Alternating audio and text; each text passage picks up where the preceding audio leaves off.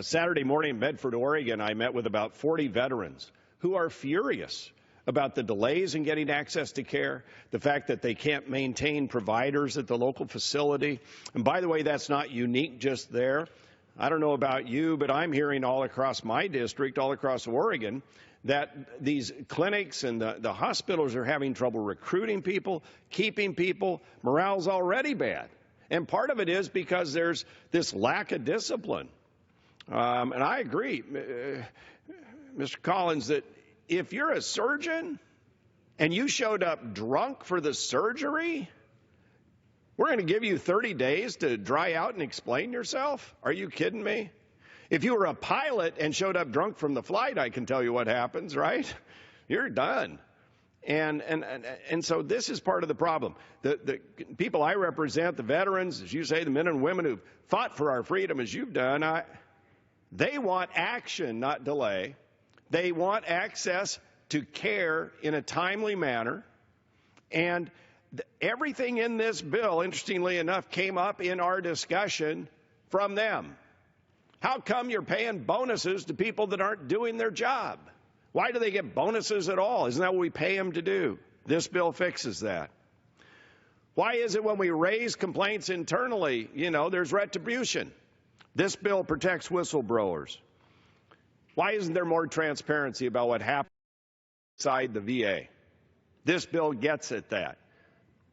Accountability, transparency will lead us to a better VA, and the dedicated men and women who work in those facilities will feel better about their organization if they know the people who are letting down the veterans that are around them are somehow held accountable. That's true in any organization. I was a small business owner for 21 years with my wife. This wasn't you show up drunk on the job and we'll talk about it in a month. That's not how this works. And nobody expects that kind of thing. So, look, we need to reform the VA. We need to take care of our men and women in uniform. We need to claw back the bonuses. We need to get this ship righted. We've helped 5,000 veterans out of my office over the last number of years. 5,000. Ask yourself this. Why do we all have to have staff in our district offices to help veterans work their way through the bureaucracy to get the help that they have earned and deserve? Yeah, we all do because we care and we want to help, but somewhere you have to back up and go, why do we all have to hire people to help these veterans get to that point? That shouldn't be necessary. They ought to be embraced by the agency. They ought to be cared for immediately.